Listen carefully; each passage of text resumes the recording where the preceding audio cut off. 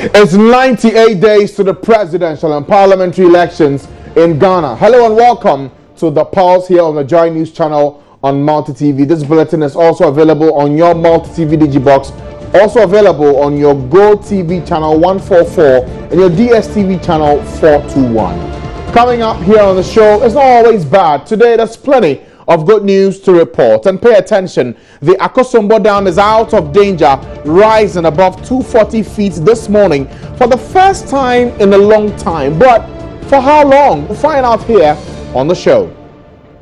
Today we're heavy on education as well, where there's fresh push for senior high school duration to be extended from 3 years to 4.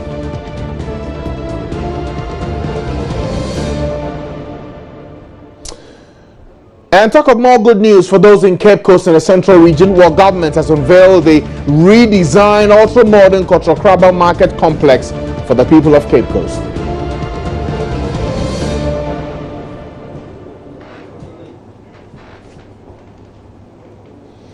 We have the details of these stories for you and more in the next 2 hours. My name is Francis Aban. Grab that chair, sit down. It's a show made just for you. Let's get started.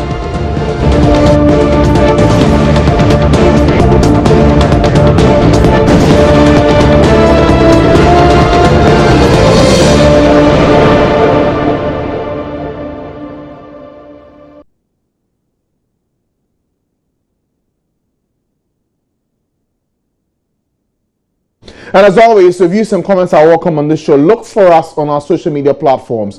Join us on TV on Facebook. Join us on TV also on Twitter. Send us a tweet with the hashtag The Pulse. We'll be glad to share your thoughts with the rest of the world. Later on the show, we'll share your views and your comments as you've sent it to us on social media. We begin today from the education front, because the university teachers have had cause to worry about the poor and even at most scary lecturer-student ratio at the public universities, prompting the urgent need to either increase recruitment for lecturers or reduce intake for fresh students. Now, even though the Education Ministry has explained that some approval has been given for a number of lecturers, even though the response has been that of an inadequate situation. But so beyond the account of the administrative bodies, what's the picture on the ground? And by that I mean the effects on academic work in our public universities today. Well, my colleague Joseph Akable has been finding out more and has come through with this report.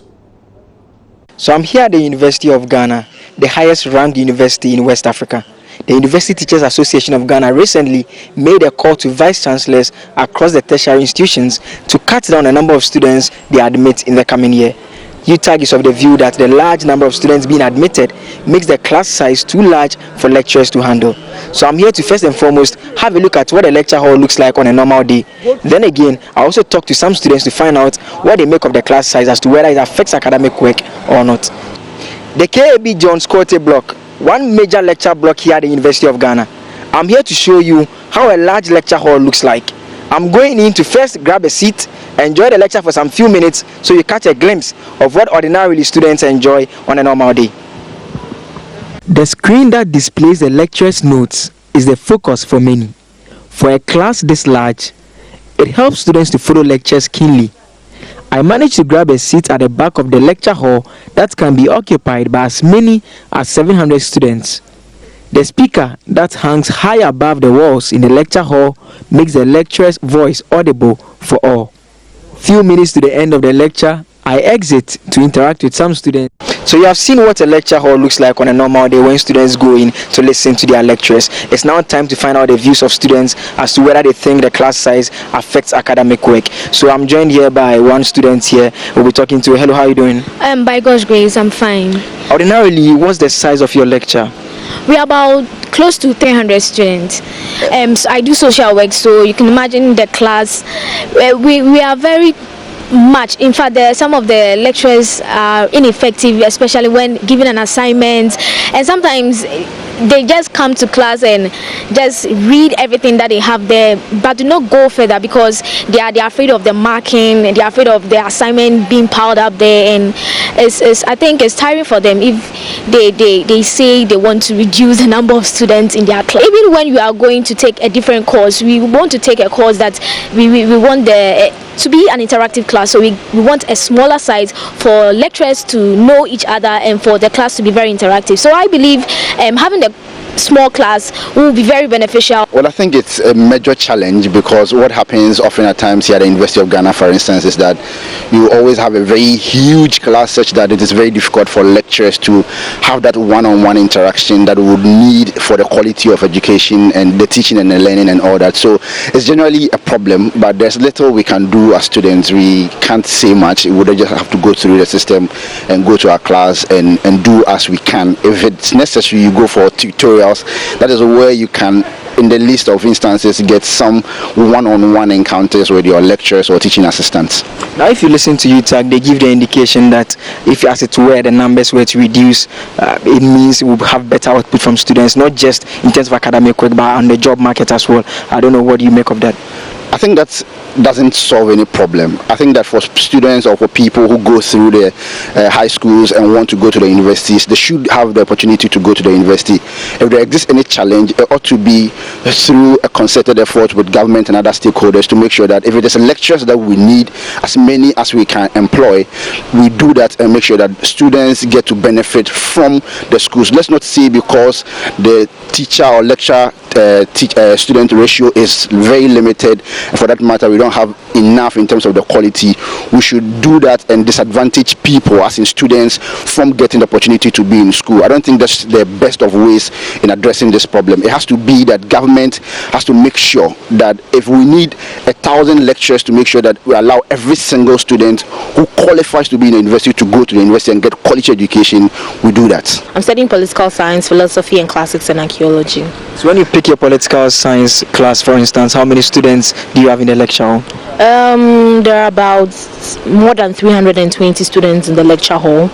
Yeah, and do you think this affects academic work in terms of your performance? Yeah, it does affect academic works in a certain way, because some people come for lectures and all they do is to just pass unnecessary comments, which sometimes I find very unpleasant, and because of the large number, most of them are not seen by the lecturer to be sent out.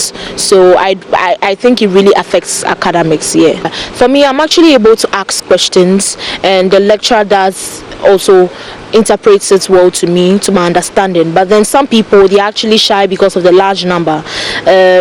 Most of them ask questions and end up being laughed at. But I think if we have a small number of people in a particular class, it would actually help. Yeah.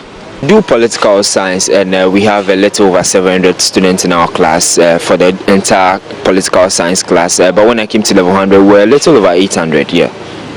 And do you think this affects your academic work? Yeah, obviously, looking at the class size of 700, you have a lot of doing lectures. There's a lot of noise because of the petty talking among students, and it distracts teaching and learning. And also, we still use the whiteboard and the marker, and obviously, students have to strain their eyes. Those who sit at the back, they have to strain their eyes before they see what has been written on the whiteboard. And lecturers also complain that they have to invest more, because for a lecturer who has one course during the week, would have to divide the class, and so instead of coming teaching that course just once in a week, ends up teaching it about 3 or 4 times, because he has to divide the class to have maximum attention for the class. Obviously, the class size, when it's cut down, helps the lecturer to be able to identify the needs of the students in terms of their academic ups and downs.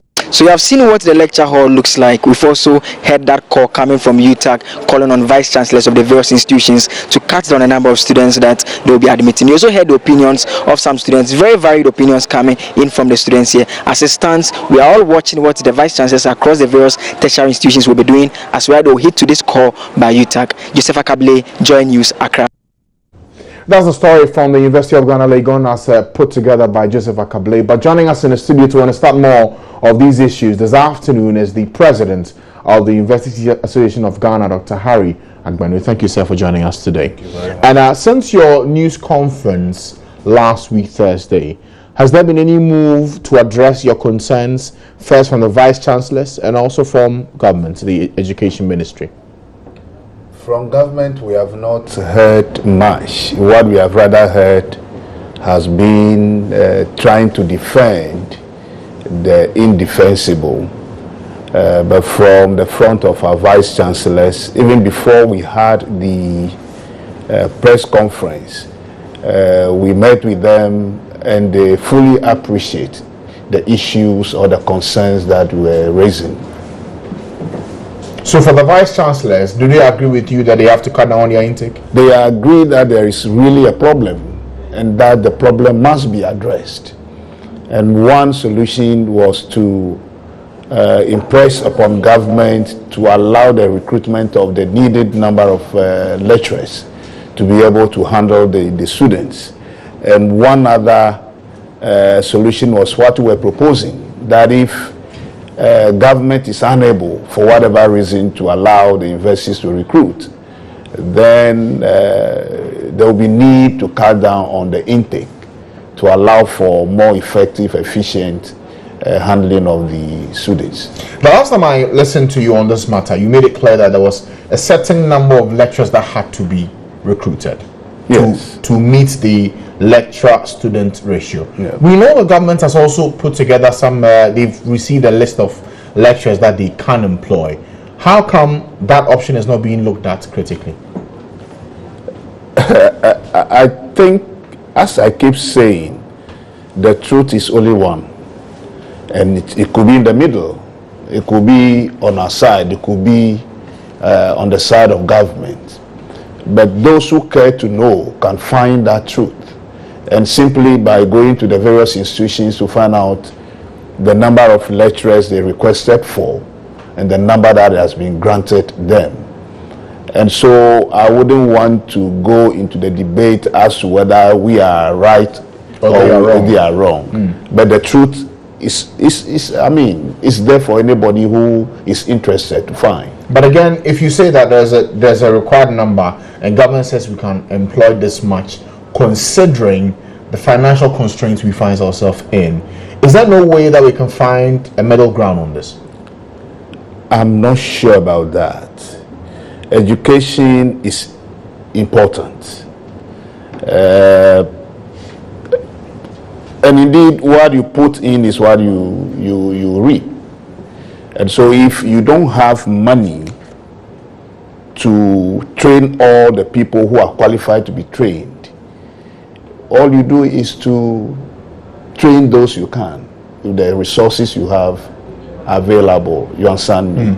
And so I don't see any middle ground here. Either the people are employed to work, or the reason for which they are employed is shifted. In other words, the number of students they are supposed to handle is cut down so that they can effectively handle the numbers that they can. You see, the counter argument that comes in all the time when it comes to the ratio is this. Over the years, we've seen this ratio forever become a problem. Even at 320 or 700 to a lecturer, it's still bad as it is. So some say, why not weather the storm now with the challenges we have, and then we'll see what we can do for the future? Why insist now that we cut it down, don't bring in any more? We are of the view that that is not the right way to go. For how long can we be toiling with the destiny of this country in the name of lack of funds? For how long do we have to be putting undue stress on the few lecturers at post? For how long do we want these people who are currently at post and helping to fade out, and in a situation that nobody would wish for himself or herself?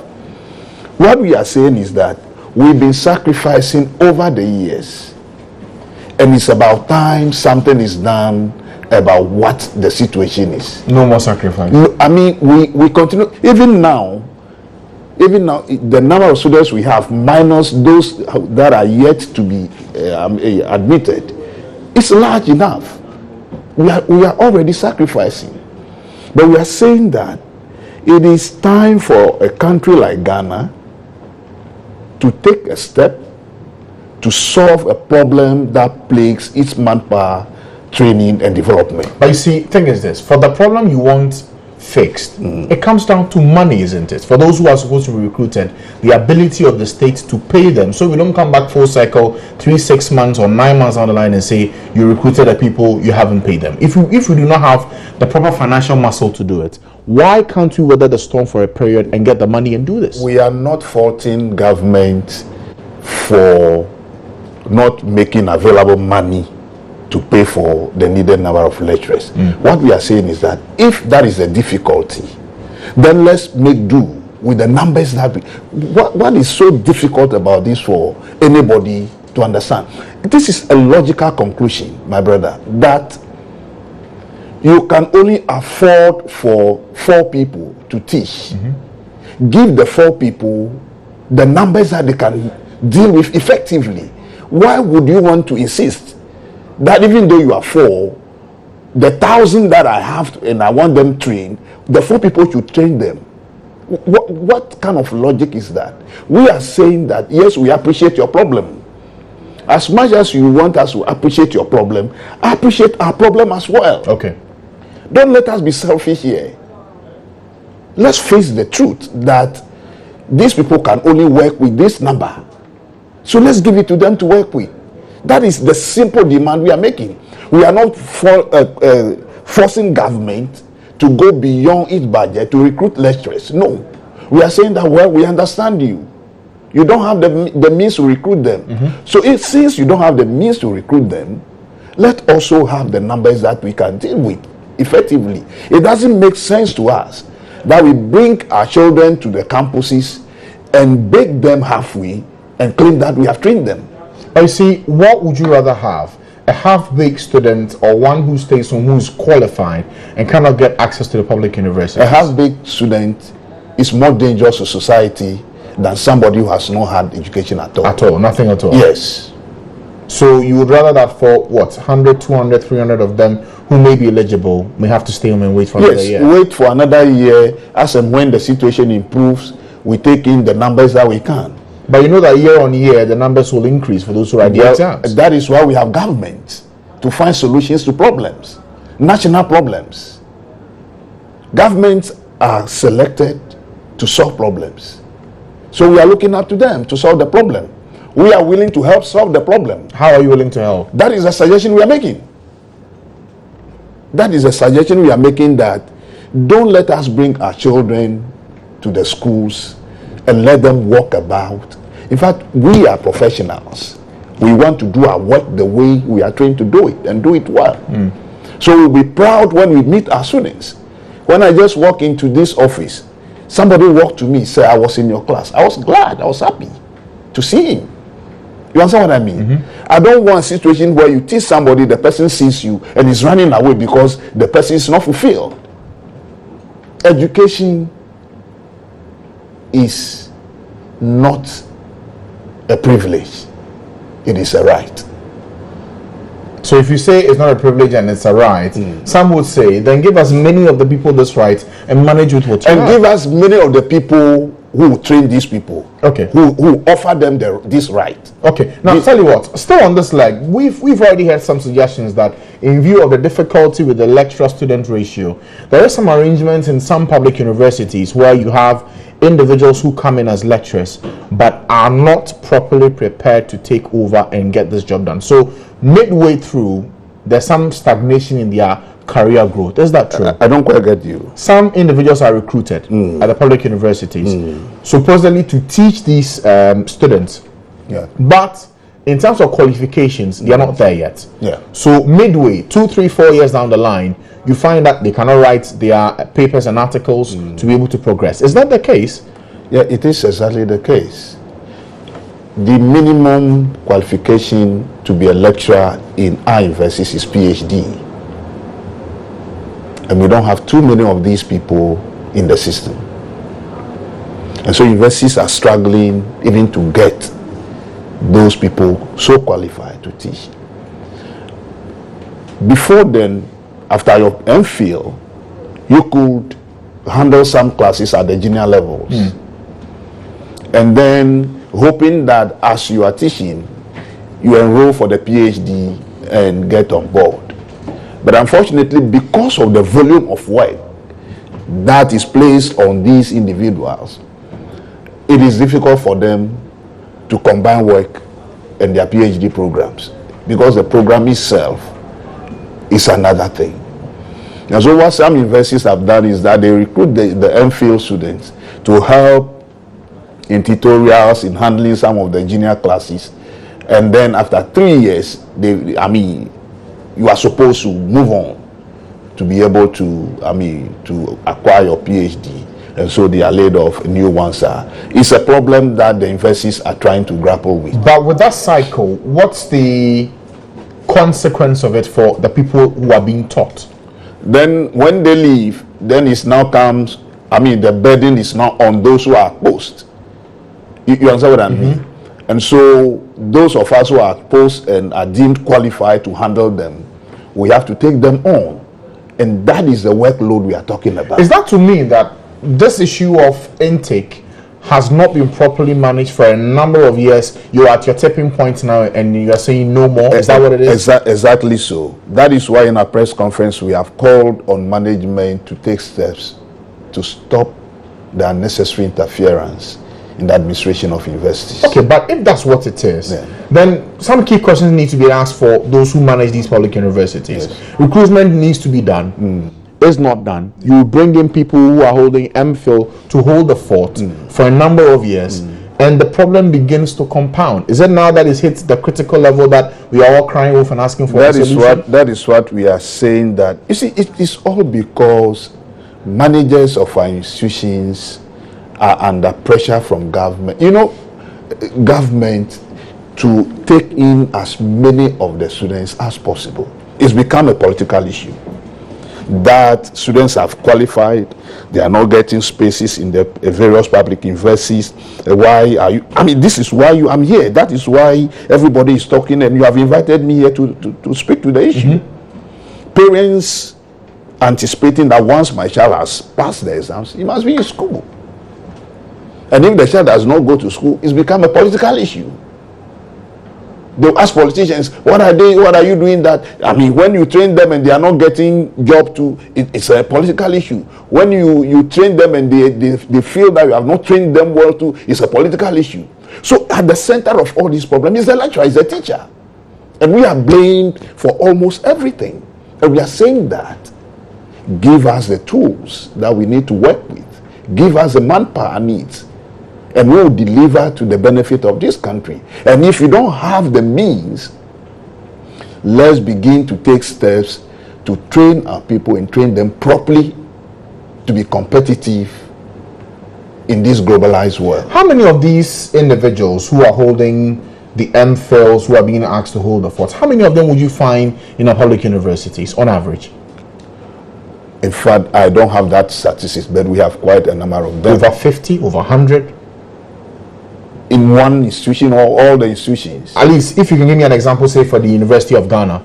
Oh, the University of Ghana, we had quite a number of them. But this year, some have been, they have, exhausted their 3 years, and some have been asked to go on to do their. So are they brought in as lecturers or teaching assistants? They are brought in as assistant lecturers. Assistant lecturers? Yes. Is that a new position that's created for them? Yes, we have assistant lecturers. We have, in the university system, we have national service people, some of them who help in tutorials. Yeah. We call them TAs. They are not TAs, they are national service people. Teaching assistants are those who have done their masters, they have done their MPhil, and probably are waiting result. When they are and they have been asked to help. Those are the teaching assistants.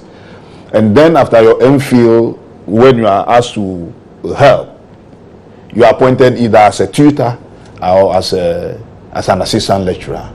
After which you need to get your PhD to progress to become a lecturer, to a senior lecturer, also professor and professor. And all that. So now that the time for the first students to come in is drawing closer, you're saying that for the vice chancellors, they have not told UTAG whether or not they would cut down on the intake?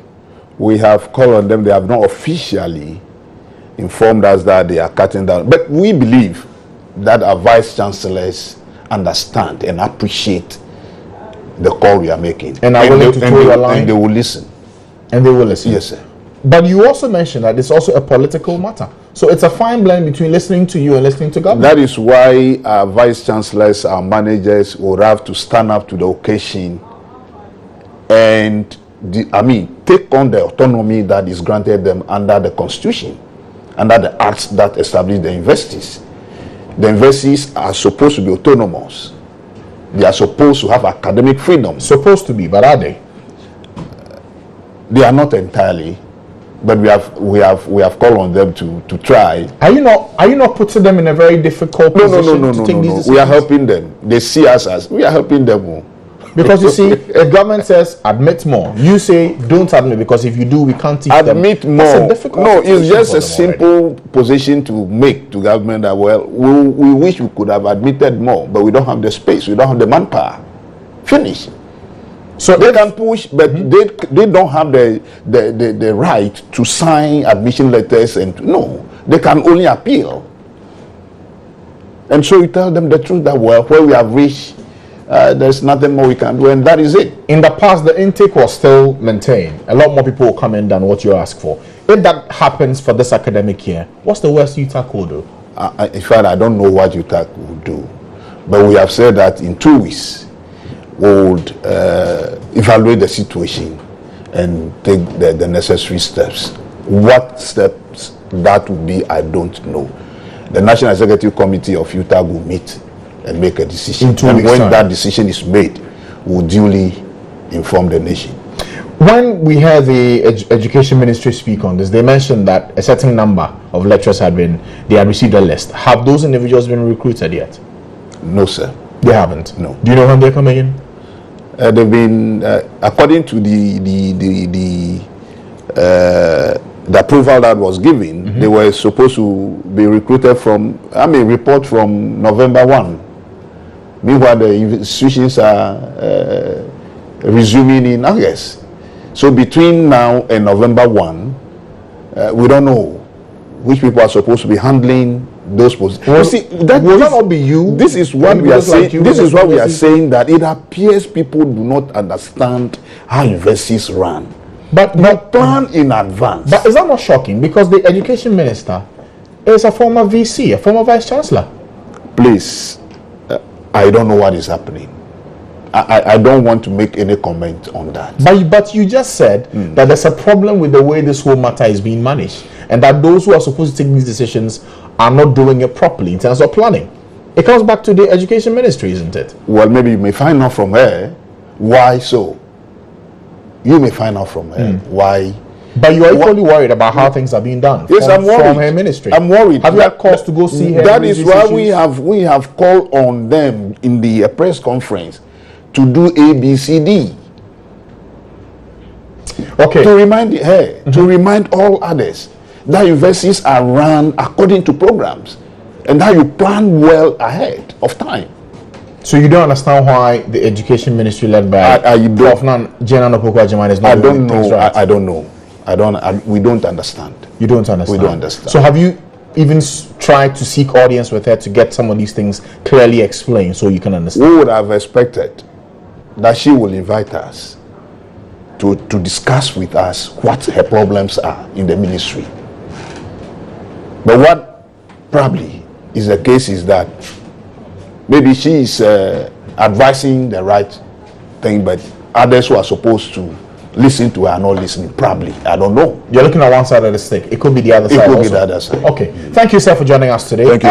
Dr. Agbenu is the president of the University Teachers Association of Ghana. Clearly, concerns about how the recruitment and also the intake for our public universities is coming up is not too good in their view. In 2 weeks' time, they will meet and take a decision based on what they see on the grounds in our public universities when it comes to the intake of fresh students for the 2016-2017 academic year. Well, still ahead here on the show, it's always bad. Today, there's plenty of good news to report, and you've got to pay attention because the Akosombo Dam is out of danger, rising above 240 feet this morning for the first time in a long time. But the big question is that for how long? We'll find out after the break. Stay with us.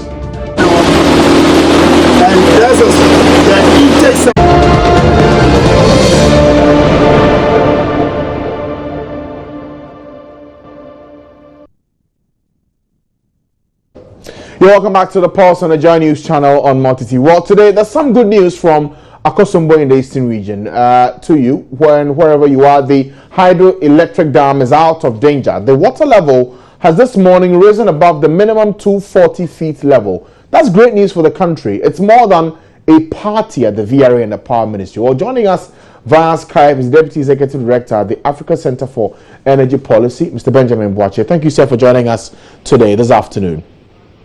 Thank you very much for having me. Okay, we'll try and see if we can get some responses from the VRA on what this new level for the water levels at Akosombo will mean for our power generation. But with your experience and research in this field, if we hit the minimum operating level for Akosombo, what does that mean for power generation in the country? Yeah, I think it is good news to see the influence the dam has actually made about the minimum is supposed to be around 234.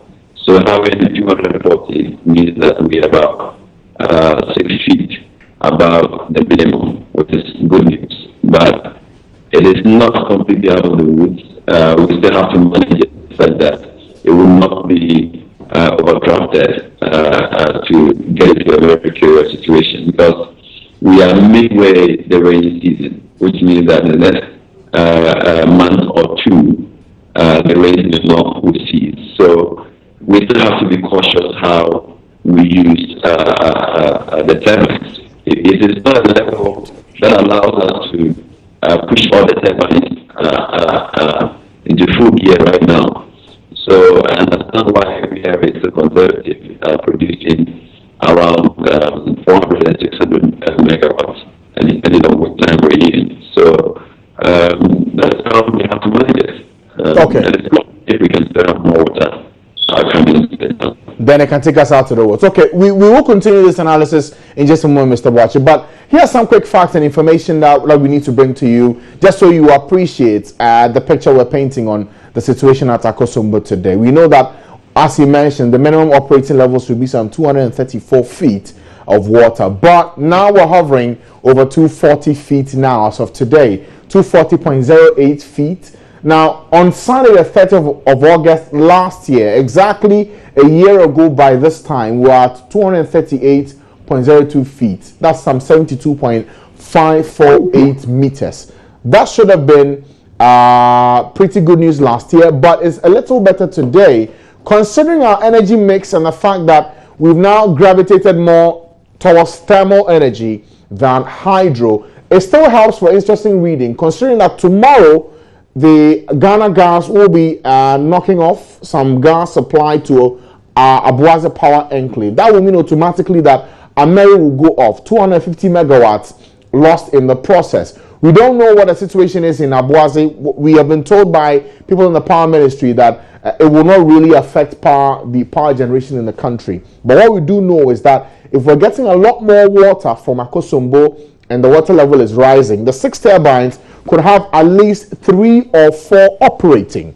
That will mean that even if there's a shortfall, there could be a possibility that the VRA, Water Authority, can do something about finding the right balance between the thermal and the hydro energy mix in us getting enough power, so we see very, very little outages in the country. Now, the maximum operating level is 277.54 feet, and the last time we got that was some 6 years ago in November, the 8th and 9th of November.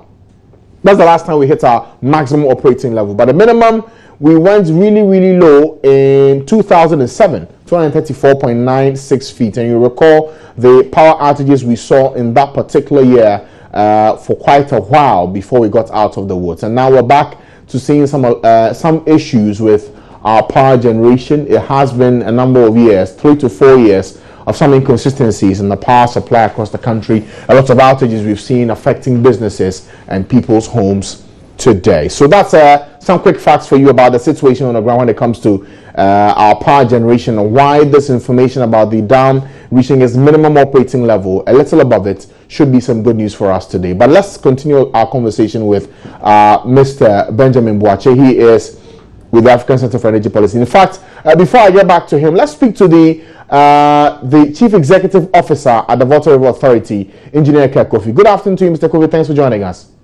Good afternoon, sir. And how are you doing? I'm doing well by God's grace. This must come as good news for you. The water levels reaching 240 feet. But for you at the VRA, what does this mean for power generation? 240, as you already say, is the minimum elevation now for our operation. So just about starting to rise up. But the good news is that today the level is 240.08. This is roughly 2 feet above what we were a year ago today. And we are just about the beginning of September. Normally we rise to November. So I think that's good for us. And looking at the forecast for rainfall, I think things should be okay for us. But it's still low. I mean, even with rain heavily, it's still very low. So we have to still manage whatever inflow we get this year in the coming years. Okay, I'm sure for those who are watching, the easy question they ask is, what does this mean for power generation? Does it mean that we have a lot more to fall on between now and November? Oh, no, but right now, as you already know, we're not shedding any load. We're able to manage because of this emergency generation the government has been able to bring on board. So even though the level is at a minimum, we still running 3 machines, and we should be able to manage with the 3 machines. But then as the level goes up, and with the available thermal generation, then shows that we should be able to manage with the supply of electricity. So this is good. We anticipated that to be all right, but then what is so good, I think these are all good signs for us.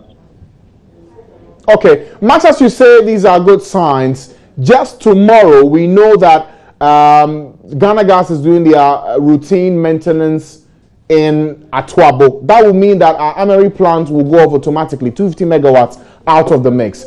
Does this Akosombo story fit into bridging that deficit we'll have starting tomorrow? Yes, we are aware of this Ghana Gas shutdown more than a month, 2 months ago. So we have planned adequately for that. You know, we planned way ahead, so we know it was going to go down. So we should be able to continue to supply without anybody noticing that our trouble is down. As you said, it's only America which will be down by 200 to 250 megawatts. So we should be able to substitute some other sort of generation. So if I understand what you're saying, it means that even though Ameri goes off starting tomorrow, what we're getting from Akosombo will help us not see blackouts at all. Is that it? Well, that's the plan. We are planning to make sure we run all our gas turbines on liquid, as well as supplement with the existing hydro that we're doing. Not too much, but we should manage. Do we have enough crude, enough hydro for all our plants? Do we have enough crude? Yes. As I said, this is something that we're aware and we have planned for. So crude oil, somebody was asked that should not be an issue. We have planned adequately to make sure we have enough crude oil for, and it's only for 7 days, mind you. We have enough crude oil to take us up to the end of September. And then, of course, we have plans in place to other crude oil up to the end of the year. So all these things are already in place. So for Akosombo that you speak of, you say we will still run on 3. Why not increase it to 4? No, we could. We might definitely increase the rate. It all depends. Bear in mind that we can also get some imports. We might increase running from we might, and all depend on the system dispatcher, GRICO, as to how they want to manage the generation needs when our Ameri goes down. So that should not be a major concern for people. Okay. And then we can adequately manage that. For the financial... we are not getting gas from Nigeria. Yes, they are managing all right. Okay. Now, for the financial side of things, some will say, okay, if we're getting some more from hydro than we will from thermal, which is a lot more cheaper than what we'll pay for the crude for our plants, does that mean that in terms of your finances, we'll be seeing a lot more in terms of revenue coming in for you? No, my friend, it's only for 7 days. It's only for 7 days that we're talking of. And we run a lot more thermal generation during that period as well. Okay, so that's how we're really going to change the equation. Okay. I think we might do a little bit more hydro. It all depends on how we look at the arrangement. We might do a lot more thermal as well. All right. Do some more imports. Yes. Now, when you say more imports, what does that mean? Oh, we have interconnection with La Côte d'Ivoire, where we can take power from that place, or we can also supply there. And as and when they have some available, you know what? They also have smaller lakes. Their reservoirs are much smaller. So when inflow improves, they don't have a choice but to make sure they generate and supply. So we have this arrangement where we can pick from them, or we also supply them. But of we pick something from them. So that should not be any challenge. These are just interconnection that we have with them, and that will be managed over the period of time. Okay. One last bit of information. Often when Ghana Gas does the shutdown, we hear that there is some switch for your plants in Aboase from gas to crude. Will that happen this time now? What will be the process this time so we don't see any outages? Oh, okay. For now, there's only one unit that is running on gas from Atuabu instead of Mary. Okay, so that's the only unit we have to switch. And while we've been doing this, we are hopeful that we will be able to switch seamlessly without any problem. But if there should be a problem, we should not move. Our men are on the ground and they know what to do. Change the system and see what to do. So maintenance work starts. This is not something that I will be doing. So trust your men on the ground to be able to handle the situation. Please. And so the switch will be done when? Tonight or tomorrow? Well, operations people know when the cars go down. The cars will not just go down all of a sudden. Okay, it started from tomorrow. So, when Amel goes down the street, so these are plans that they have in place. But these are operational issues which will be handled. At least for we the consumers, we just have to make sure that it's seamless so that it doesn't impact on supply. That's all. Okay. So we can assure that we'll do everything possible to minimize any inconvenience to our customers. One last thing to look at, Mr. Kofi. You've already mentioned that in terms of our generation, we are producing much more than what demand is for the country. So what's our reserve margin right now? Oh, right now I can't give you the exact figure. But bear in mind that when it comes to generation, I mean, we have Mary, we have Car Power, we have Senate, we have a lot of sources. I might have to do some communication to do the exact reserve money, but we don't have the required reserve money that we really need. But then because of also the low generation from hydro. But as I say, for some time now we've been able to manage the supply, which is a good news, and we plan to keep that. Okay, thank you, Mr. Kofi, for your time. Okay, you're always welcome. Okay. Thank you. That's the Chief Executive Officer for the Water River Authority, Mr. Kofi, sharing with us an update in terms of what this increase in the water level means, and also the shutdown tomorrow for Ghana Gas and what that will mean for their operations in terms of generating power. Let me return to Mr. Benjamin Boakye. He's with the Africa Center for Energy Policy, staying with us via Skype. Thanks for joining us once more. You've heard Mr. Kofi's explanation of what this generation mix in terms of the hydro and the thermal and how it reflects in tomorrow's shutdown for Atuabu would mean. Your thoughts on what you heard so far? Yeah, I think he actually pointed out that for Akosombo, they still have to be cautious and state where there are 3 turbines that are running. But if we don't have power coming from America, the danger is that the usual trend could occasion where there's pressure on VRA to generate more. And 240 is so low, it's not that high. We're hoping that it could rise further.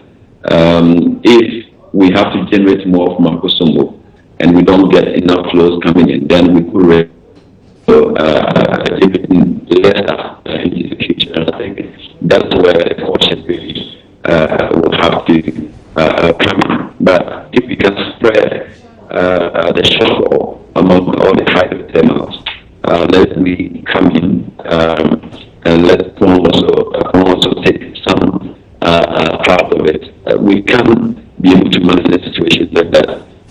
We wouldn't feel any significant drop in power supply. Again, we are lucky to have Côte d'Ivoire giving us as much power as we have in demand even today.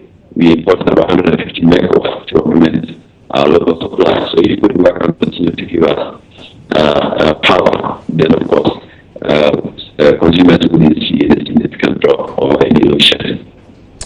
right, thank you, Mr. Boachi, for your time and for your perspective on these issues that we brought to you today in terms of our power generation for the country. The line went pretty bad towards the end, but thank you for sharing your thoughts with us. He's the Deputy Executive Director for the Africa Center for Energy Policy. Well, that's some good news from the power sector, but there's more in terms of good news to share with you, but this time in the central region where government... You're welcome back to the Pulse on the Joy News channel on Multi TV. Now, it's been a long wait for the people of Cape Coast and to some extent the central region, but today engineers working on one of the biggest markets in the region have completed the ultra-modern redesigned Kotokraba market. It's a big deal for the government because they believe it's the source of job creation for the people there. We have our Central Regional correspondent Richard Kodunyako joining me on the line with more on this development in the heart of the Central Regional Capital. Richard, good afternoon to you. Good afternoon, Francis. Ordinarily, for the Kotokraba market, when you get there, you see that round edifice with the sign of the crab on it. Is it still there or is missing in this new ultra-modern market?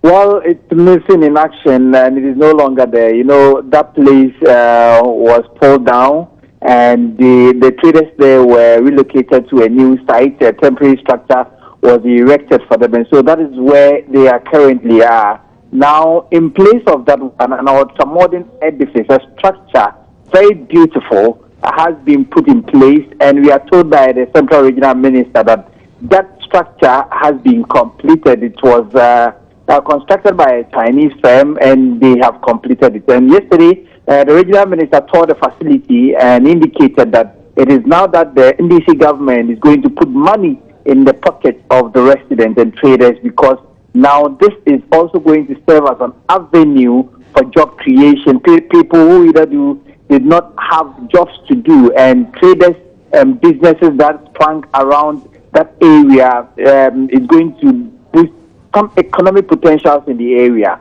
And so in place of that one, Francis, and that is the beautiful facility that we see currently at that site. Okay, but Richard, ordinarily, if Kotokraba was a regular market where you find people selling the normal things you find in a market, this looks more like a complex. Those who are moved out, are they returning to the same post?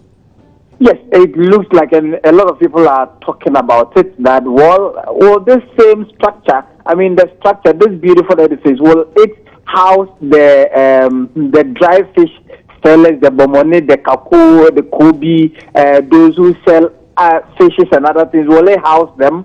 So I put this question to the Metropolitan Chief Executive of Cape Coast, Tesla, Ayem Kwanche, and she indicated that, yes, all these people are returning to this beautiful facility. In fact, there is a place, a special place that has been reserved for them, and all those who lost their, where they used to sell their wares, they are going to have them back, and they have listed all these people, and they are going to have their places back. And new people are also going to have some in addition, because the facility is that huge. And so anyone who lost his or her place at that place where the old market was, the person is going to have a place back, and is going to serve as a permanent place for the person to sell. Finally, Richard, we know that in as much as this will be good news for the people in Cape Coast, especially for the market women, tell me the politics of it, how it's playing out, especially for the NDC in Cape Coast. Well, it's a huge sort of a political tool for the NDC, because yesterday when the regional minister toured the facility, he was being cheered by the market women who, according to the regional minister, they promised them a market, and none of the government that has come has been able to execute this, and it had to take him, Kweku Wicked-Hagen, and the NDC government to put in place this market. And so they should see it as a sign of good things to come already. Kweku Wicked-Hagen has been talking about the major roads in Cape Coast that has been asphalted and all of that, and they think that an addition in the form of this market will be the winner, the match winner for the NDC in the Cape Coast South, and eventually even it will also trickle down to the Cape Coast North, and they hope to win the 2 seats. And so for the politics aspect of it, that is what the NDC is banking their hopes on. But the NPP on the other side is saying that, well, they know that this market, they are going to give it to the NDC sympathizers to the disadvantage of the MPP, because and that is what they are going to do. And so they are also crying foul about this. But you know how all of these things play out in terms of its politics in this area. It will be very interesting to see how the campaigns will go, especially in Cape Coast, when it comes to this market and how it will translate into votes in this year's elections. But thank you, Richard, for that update from Cape Coast in the central region, the Kotokraba market, all new, improved, redesigned for the people of that region. Still staying with issues to do with politics this afternoon here on the show. And Accra High Court has dismissed a suit filed by the former Minister of State and legal advisor to ex-President Kufuor, Mrs. Vicky Bright, praying that the court declares the election of Mr. Ahmed Arthur as parliamentary candidate for Okanekwe South as null and void. Justice Mensah in his ruling said Mr. Arthur had not committed fraud as claimed by Vicky Bright in his nomination form for both the 2012 and 2016 NPP primaries. Journalist Joseph Akable was in court and now reports. The singing and dancing that greeted a ruling from the High Court ending the over 3 years court case. Vicky Bright had sought to annul the outcome of the Okanekwe South primaries, arguing that the MP's nomination form had wrong information concerning the program he pursued at the Ghana Institute of Journalism, a claim she stated had been upheld by the party's National Executive Committee. Mrs. Bright had also questioned the voters' register used to organize the primaries that saw Mr. Arthur elected as the party's candidate. Justice Mensah in his ruling said the parliamentary candidate had not supplied wrong information in his form for both the 2012 and 2016 primaries. Justice Mensah said it's not strange that the candidate had entered a wrong program as course of study at GIG, and that Mrs. Vicky Bright failed to prove how that created undue advantage for the eventual winner. Speaking to Joy News after the ruling, the parliamentary candidate said he felt vindicated by the court's decision. She brought the case to court, and God represented us through our lawyers, and we have won the case. The judge has ruled, and it is evidently clear that I never made any false declaration. My certificate is never fake, and so this day as I stand here, I stand vindicated. I am saying to the whole world that that which Victoria Bright said about me, that I am a thief, I am a criminal, I am a school dropout, my certificate is a forged one. She couldn't prove any of it in court. I expect her to be on board to support this campaign. That is what I demand from her, so that she will come and support this campaign for the sake of NPP and for the sake of Okanekwe South. Private legal practitioner Egbert Fabu, who represented the NPP, said he hopes all parties will put the matter behind them. Family affair, there's no victor, there's no vanquish, there's an election to win. So that is what is important. Well, I'm not a plaintiff's lawyer, but I believe that everybody involved in this matter will consider the interests of the party, and for that matter, the plight of Ghanaians as we speak today, and forge ahead in unison for victory. Ahmed Arthur's supporters could simply not hide the excitement. Ahmed Arthur supporters. Right now, we don't know what they are going to do. We don't know what they are going to the action they are going to take again. But we know on the ground, Okanekwe South belongs to Ahmed Arthur. Nothing, absolutely nothing can change it. Yes. And when she passed, the heavens will speak of Ahmed Arthur. But today, the Supreme, the court has decided Honorable Ahmed Arthur is number one. So I want to send a signal to everybody. If you are MPP member or if you love MPP, stop sitting on the wall. Come back home. Let us work together and bring Nana Addo into power and Honorable Ahmed Arthur. Counsel for Vicky Bright, Barbara Kudema, declined reacting to the ruling. Joseph Akable, Joy News, Accra. So that's what happened in court today as regards the Vicky Bright suit. As you can imagine, they're being asked to close ranks. Let's see if that happens and whether Ms. Vicky Bright is able to join Ahmed Arthur in that constituency to campaign for this year's parliamentary seat in that part of the country. We'll go for a quick break, but still ahead, we know that the outgoing moderator of the Presbyterian Church of Ghana, I'm talking about Reverend Marty, has been busy speaking the politics, education, Dumso. We'll bring you all of that after the break. Stay with us.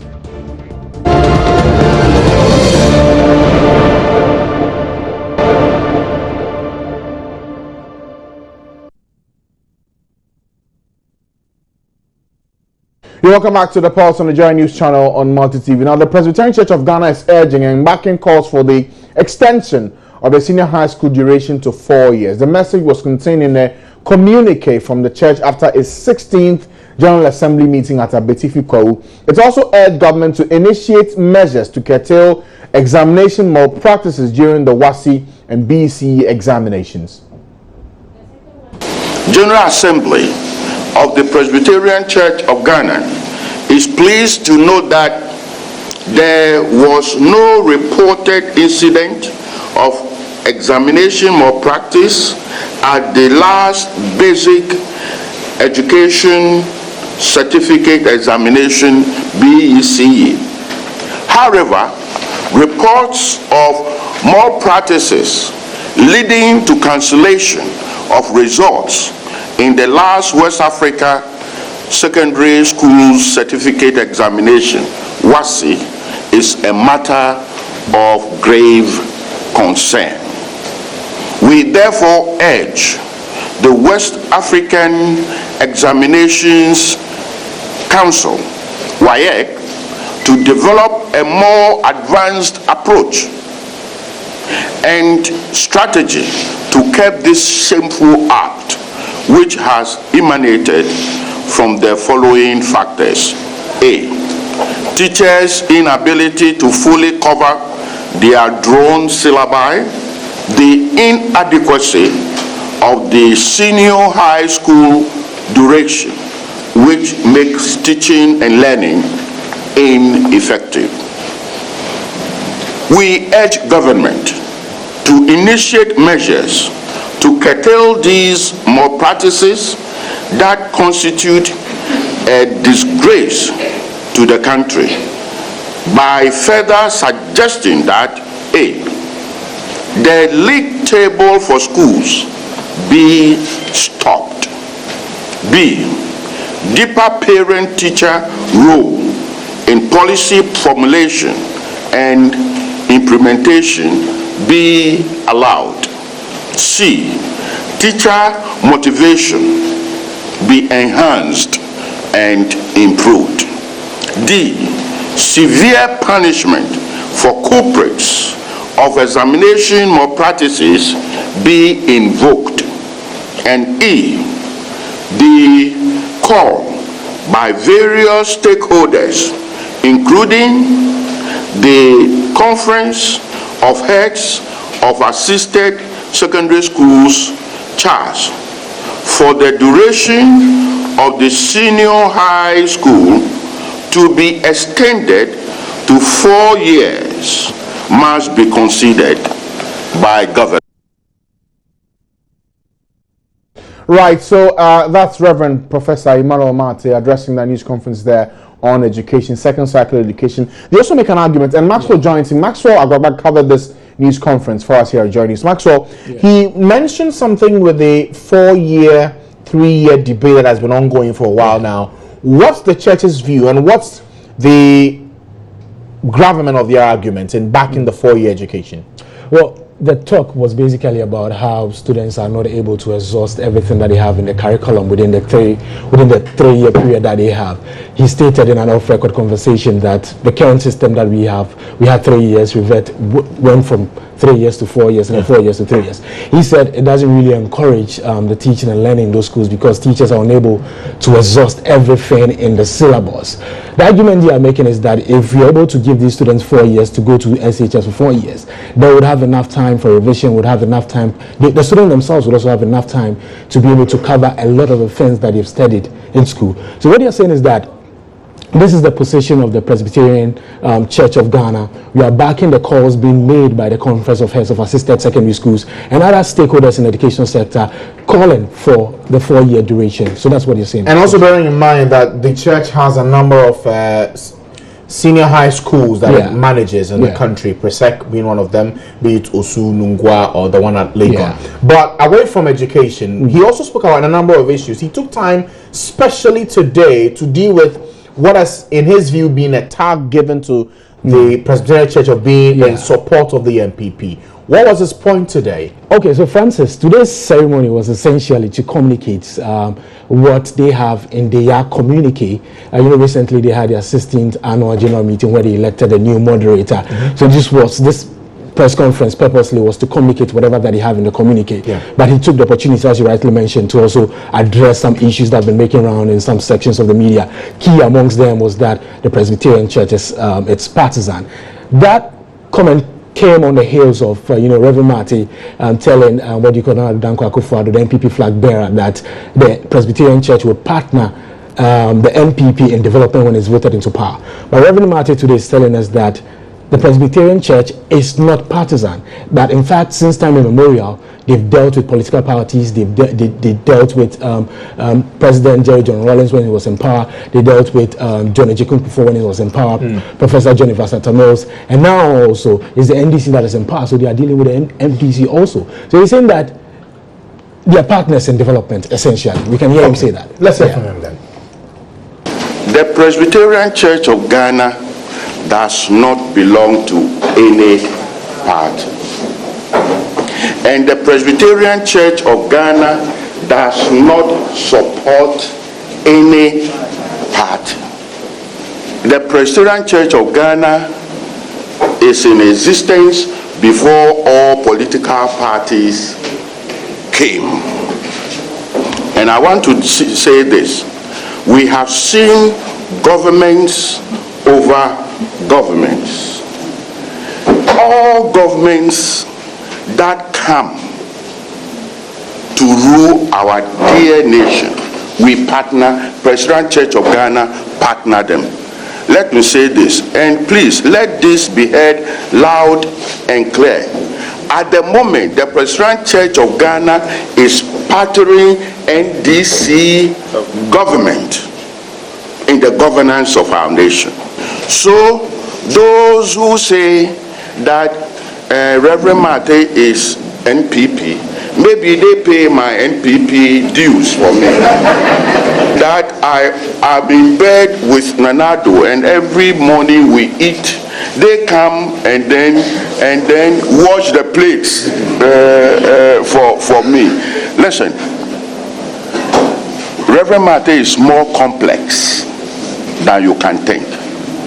How can a full professor sell his conscience to one political party?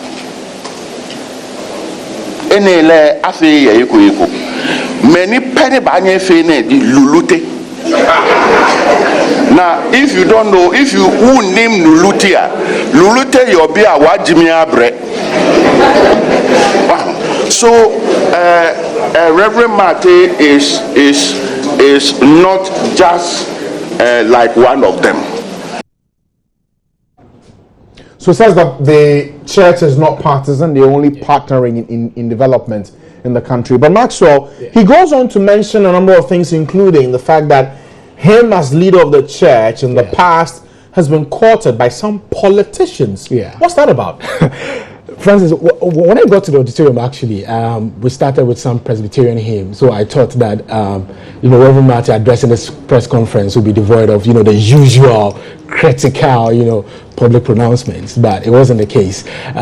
Before he started, he actually said that there have been instances where politicians have come to his house to bribe him with a 4x4 vehicle, a house at Trasaco with a swimming pool. He stated that actually, and then an amount of $100,000 US just to, in a bid to gag him from making public comments.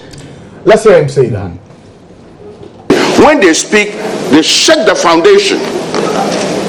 And it is only the church that will address meaningfully the canker going on. And they want to silence all credible voices. Now, today, we will reveal everything to you. This question has, direct relation with the pronouncements of Reverend Professor Marty. Let me tell you why people do not want Professor Marty to talk. Listen, They have tried, politicians have tried all means, I mean all means, to muzzle me, to get me, but they can't. They come with bribes, fat envelope, $100,000. Listen. I want everybody to listen. Politicians came to my house with fat envelope, $100,000, not cedis, dollars, and also with the promises that, if you keep quiet, we will give you a house at Trazaco with swimming pool. You know what? We will give you 4-wheel drive. These people were lucky. I did not have big dogs in my house. Else I would have released the dogs to bite them. They have tried all means to muzzle me. They couldn't, and I tell you they can't. And you know what? I will speak today, I will speak tomorrow.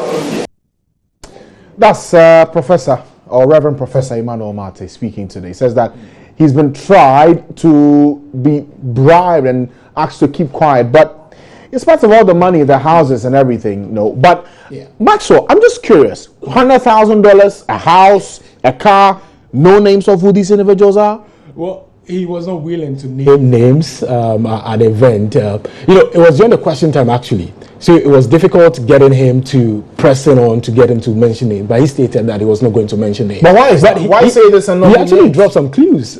I'm not willing to drop the clues here because he didn't make an emphatic statement by mentioning a particular political party or particular politicians. He dropped the clues. I know the clues, and maybe I can tell you off record.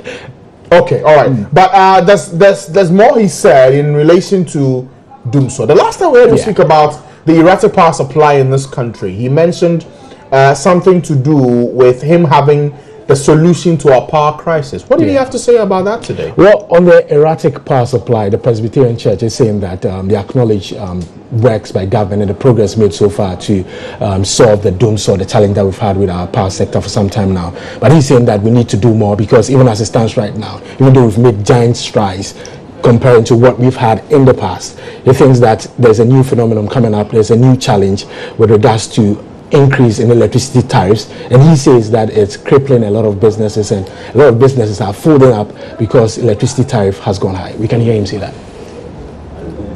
We are thankful to the Almighty God for his mercies, which have enabled Ghanaians to survive the harsh economic situation facing the nation now.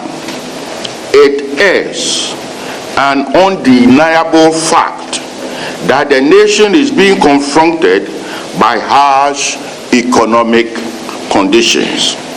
Despite the fact that the early Dumsor debacle appears to have reduced, new challenges have left the ordinary Ghanaian completely paralyzed, pinned under an unfriendly electricity tariffs regime that no one seems capable of handling.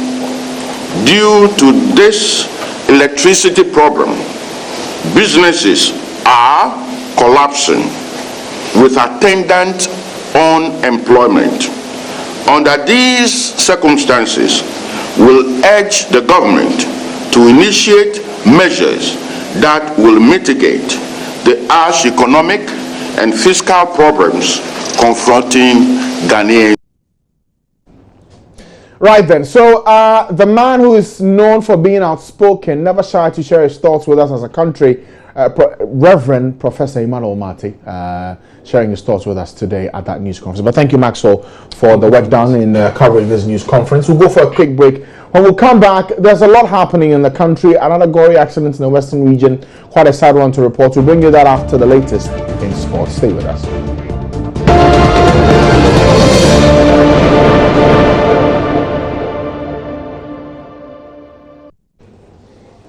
You're welcome back to The Pulse, and after I took off the sports hat, let's do some other news this evening here on the show. According to recent statistics from the National Road Safety Commission, pedestrian and passenger deaths account for some 65% of all road traffic casualties. Now, as part of efforts to reduce this figure, the Roads and Highways Ministry has announced a repair and completion of pedestrian footbridges in the capital city and beyond. The minister in charge, Alhaji Inusaf Hussaini, relayed this information during a Meet the Press session today. The status of some of the other bridge projects include the following: repair of N1 footbridge between Apenkwa Interchange and Dimples Junction completed. Repair of Bailey Bridge at Hacho, Mabe completed. Road safety interventions. These road safety interventions include provision and installation of road signals on the Accra-Tema motorway and in Sawan bypass is completed. Provision of road line marking on Tema motorway is ongoing. Progress is at 50%. Rehabilitation of street lights on Tetakwashi Malam Road is 60%. Road line marking on Tetakwashi Medina Road, progress is 60%. Follow-up of advanced directional signs on Tetakwashi Malam Road is ongoing. Slope protection works on the Ayimensa Peduasen Lodge Road is also ongoing and is expected to be completed in January 2017. Procurement of the supply and installation of street lights on the following roads is also in progress. Tema motorway roundabout to Dewenya, Pantai, Aburi, Malam, Kaswa. 6 Bailey bridges on the Isiama Nkrofo Road have been repaired in the Volta region. Works on the following key sections on the Eastern Corridor Road. And you saw the clip. Reconstruction of the Isikuma Junction Haver Road, phase 2, lot 2, phase 1, which is 45 kilometers under the GOG. Works is ongoing. Reconstruction of the Haver Hohoi Road, lot 2, phase 2, 20 kilometers. Work commenced in April 2016 under the Cocoa Board program. Reconstruction of Haver Hohoi Road, lot 2, phase 3, that is 31.7 kilometers. Works commenced in April 2016. Reconstruction of Hohoi Jansikan Road, lot 2, phase 4, 20 kilometers. Works commenced in December 2015. Reconstruction of the Dodo Papasi in Konta Road, lot 3, 46 kilometers, as earlier on mentioned, is in the extended deferred liability period. Right, let's move on to some other news this evening. And in the city, owning cars and homes is often associated with affluence. But in coastal towns, it's about the number of canoes you own. Owning a canoe in coastal towns is a big deal and could cost you a fortune. And getting a canoe, an outboard motor, and fishing net could cost you, guess what? 100,000 Ghana cedis. Phyllis Akoyam was in one of such towns and tells the story of a booming canoe business in coastal towns and why canoes are becoming more expensive than cars. In this part of Ghana, owning a canoe is a big deal. A normal canoe can cost between 12,000 Ghana cedis and 40,000 Ghana cedis. And here, size matters.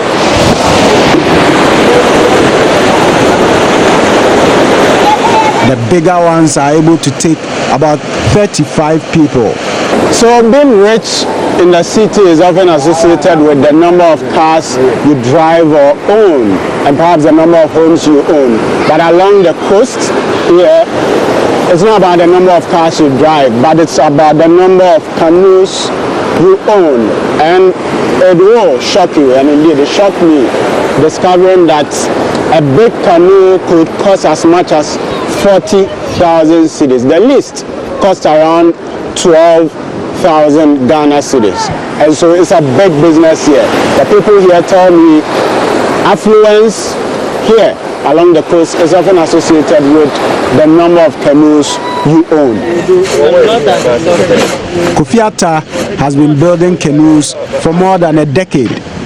Together with his colleagues, he's able to produce between 10 to 15 canoes in 8 weeks. And as Kofi explains to me, building canoes is a big business along the coast. 400 million, or be 500. 400 million. Oh, yes, serious. So, no, when you are serious American, we sell some for 40,000 and 50,000 cities. I'm not joking. Even this small one you see costs 12,000. Getting funds for buying a canoe is all about management. Watch a be 400 million, be 500, be 450, be 430, be 350. But I'm talking away 300. Now, I'm going to fishermen almost casa. Oh, yes, can I say management? You come together with others to buy it if you can't afford it alone. And there are other things like the net that you have to buy. By the time you are done, you would have spent not less than 100,000 cedis. Now, you penny beam. Before you construct a canoe, you need different types of wood, nails, paint, quota, and other materials.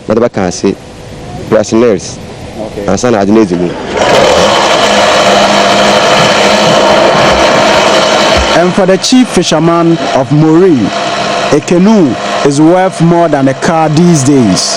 If you are having a fishing property, that is canoe, net, and outboard motor, including the cruise that you are having fishing property, it will cost you about 1.5 billion before you can get that. That's 150,000. Yeah, 150,000 Ghanaian cedis before you can have that set of property. Looking at the cost involved, certainly this is not a poor man's job at all. How can a poor man maybe build a house?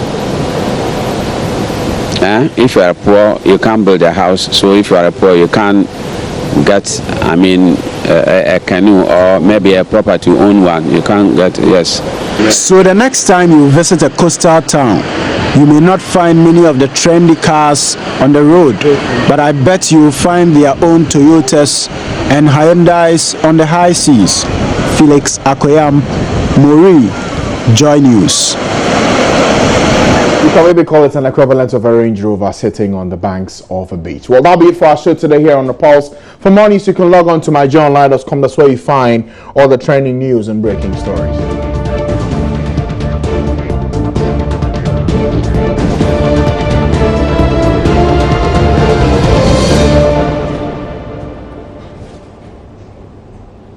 My name is Francis Aban. Thank you for your company. Business Live is up next. Good evening.